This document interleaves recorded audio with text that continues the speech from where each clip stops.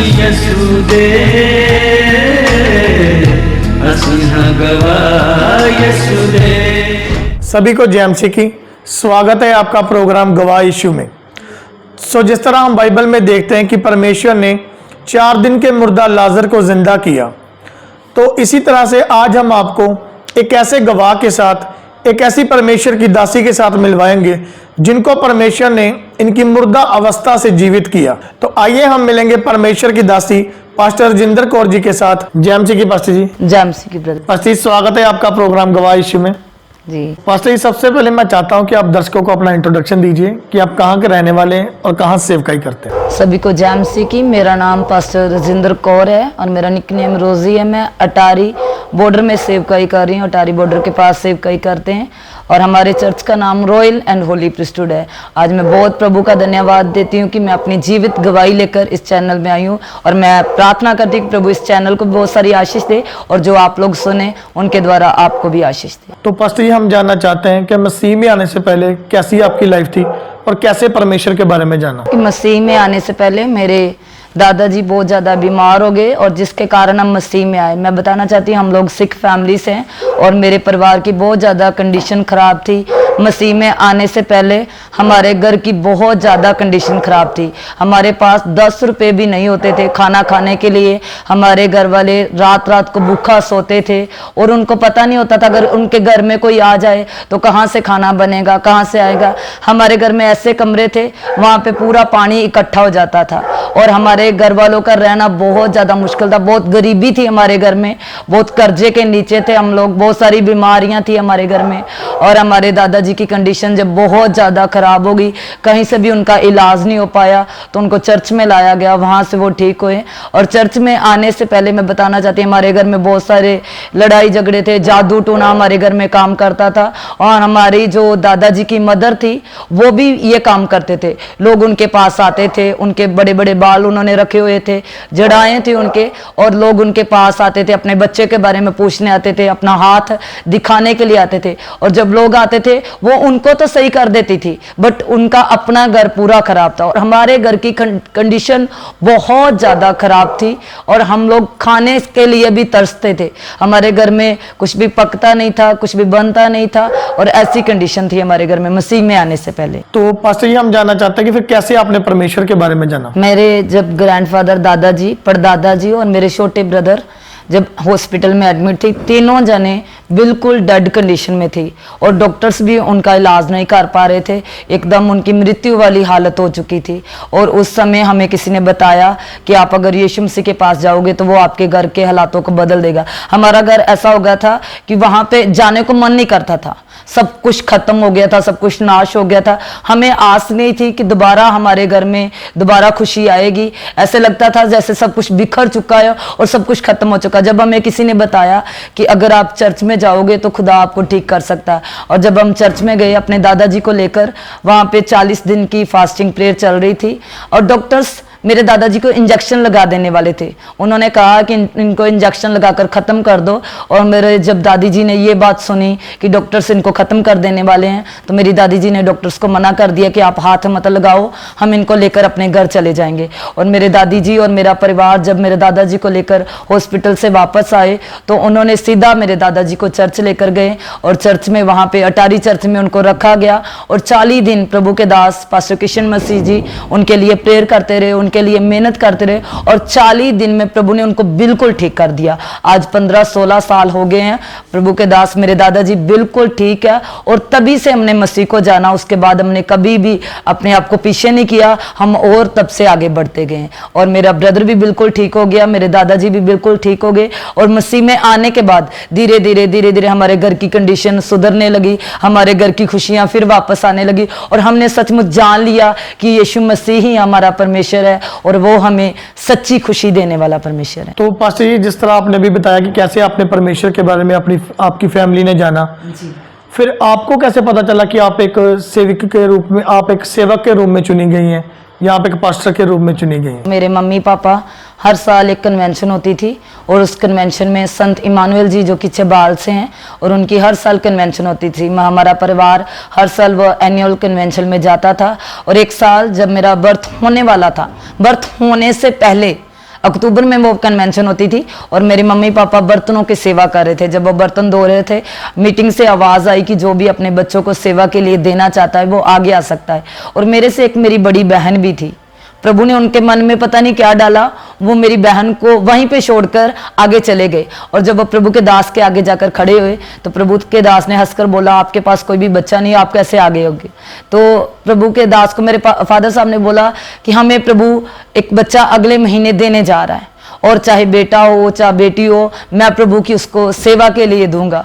और प्रभु के दास ने प्रार्थना की कि जे बहुत बड़े प्रभु का दास दासी बनेगी, जो भी दुनिया में आएगा बड़े बड़े कामों को करने वाला होगा। और मेरे फादर ने उस प्रेयर को रिसीव किया। और जब मेरा बर्थ हुआ तो एक बेटी पैदा हुई। आज से 1997 की बात है।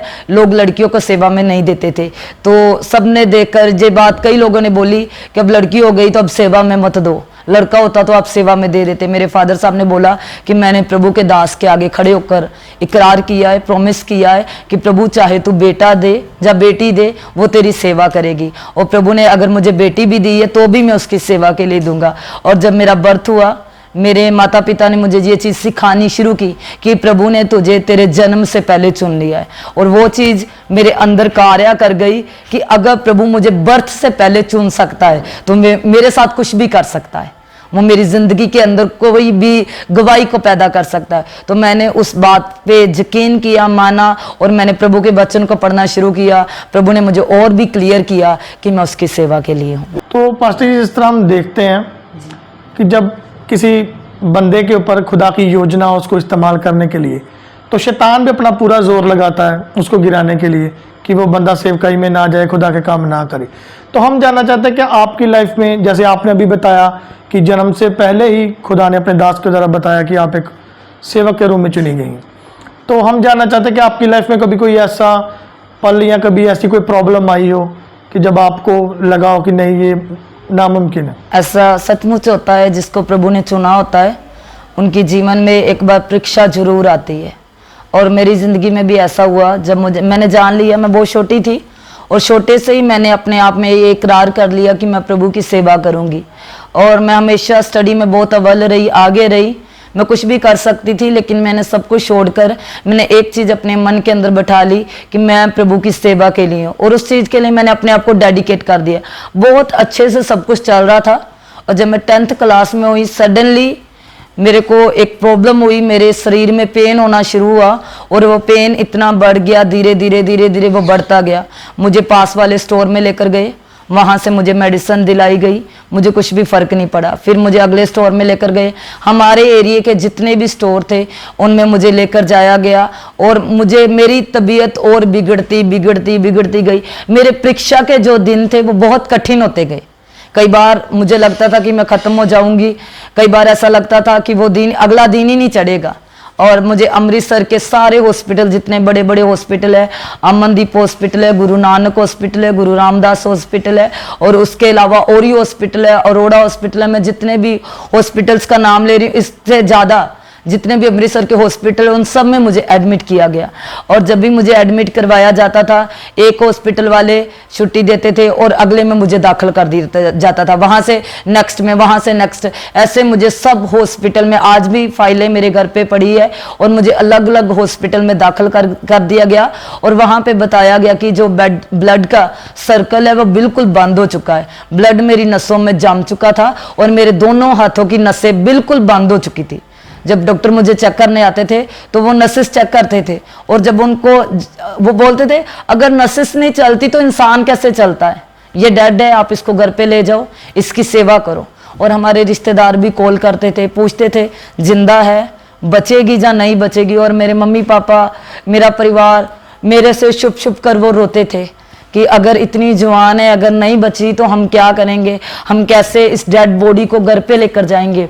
और रिश्तेदारों के जब कॉल आने तो यही कहते थे कि पता नहीं अगले 5 मिनट बचेगी या नहीं बचेगी, सबकी यही आवाज़ थी।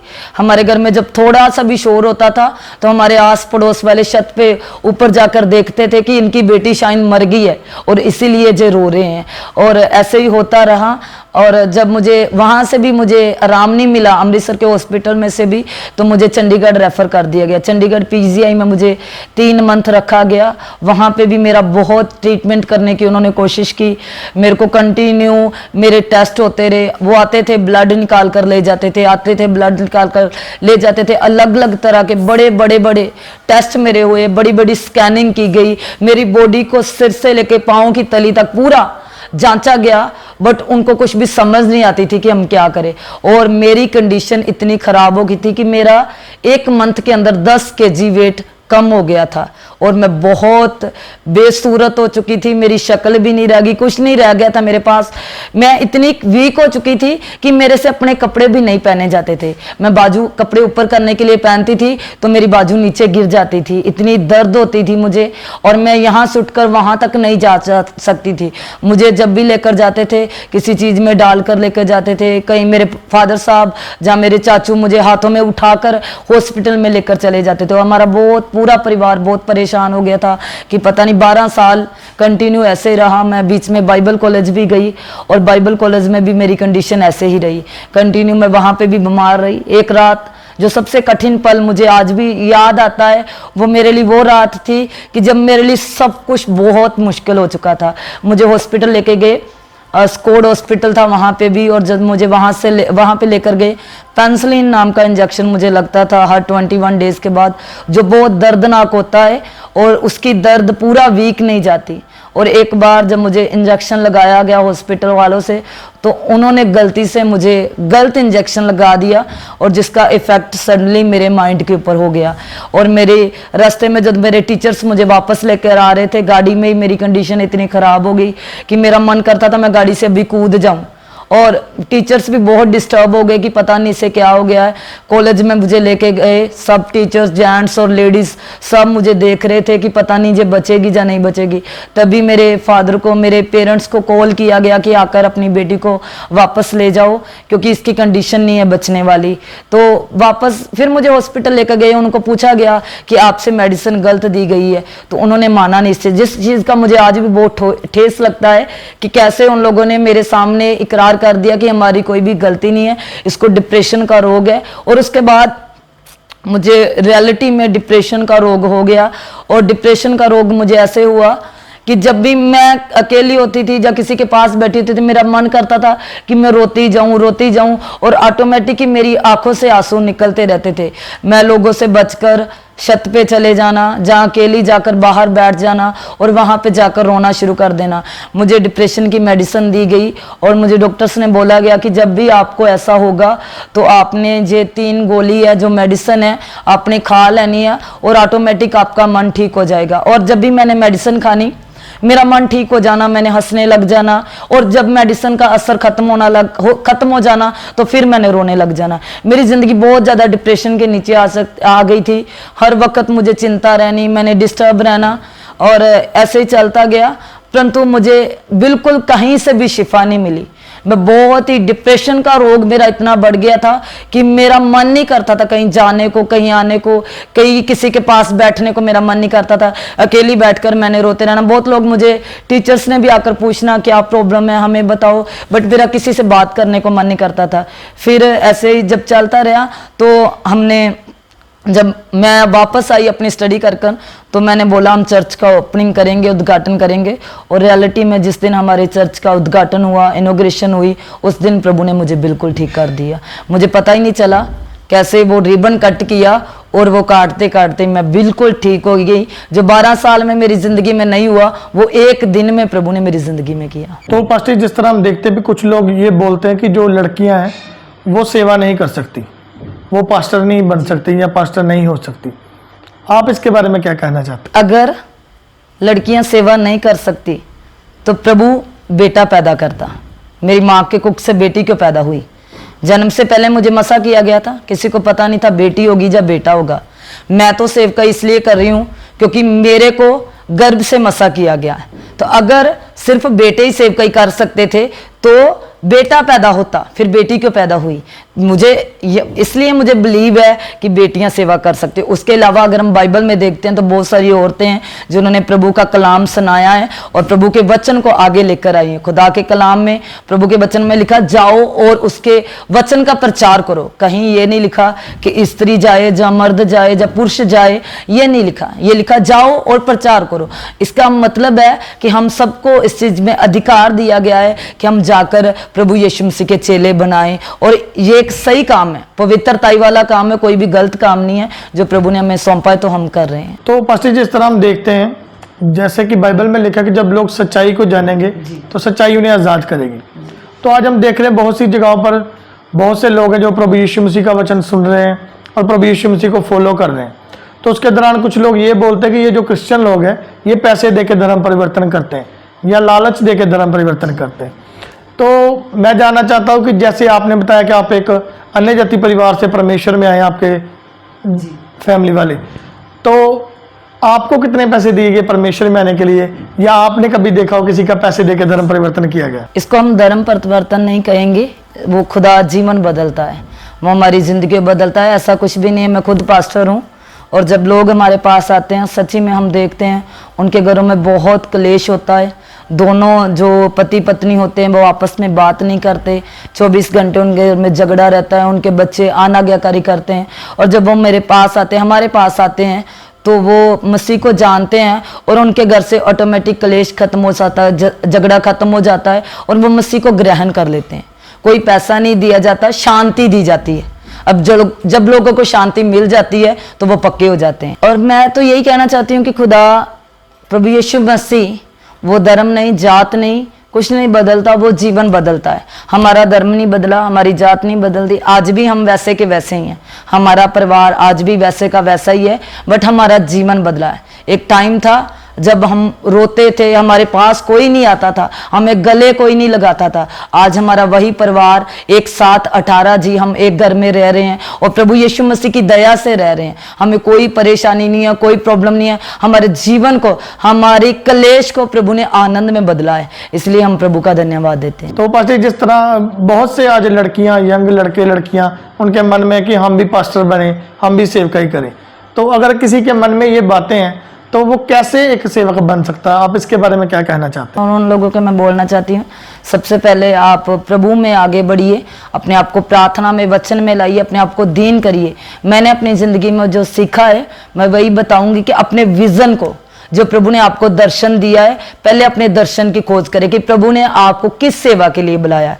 अगर प्रभु ने आपको वचन की सेवा के लिए बुलाया है, या जूथ सेवा के लिए बुलाया है, जब वुमन की सेवकाई के लिए बुलाया, और जिस भी सेवकाई लिए प्रभु ने मुझे वचन की सेवकाई के लिए बुलाया, और मैं 24 घंटे वचन को पढ़ती रहती हूँ, खोजती रहती हूँ नया से नया, कि जिस सेवकाई के लिए मुझे प्रभु ने बुलाया उसको मैं पूरा कर सकूँ। और जितने भी जवान लड़के लड़कियां अगर मुझे देख रहे हैं, आपको मैं कहना चाहती हूँ, अगर आप सेवा करना चाहते हो तो इसमें कभी भी पीछे मत रहें। प्रभु की आवाज अगर आपके अंदर पैदा हो रही है, क्योंकि वचन में लिखा इच्छा परमेश्वर की ओर से है, और जो इच्छा प्रभु डालता है उस इच्छा को हमें अच्छे से सुनना है कि प्रभु हमें क्या कह रहा है। अगर प्रभु आज आपको सेवा करने के लिए कह रहा है, अपनी परिस्थिति मत देखे, अपनी परेशानी मत देखे, अपनी बीमारी को, अपनी गरीबी को मत देखें।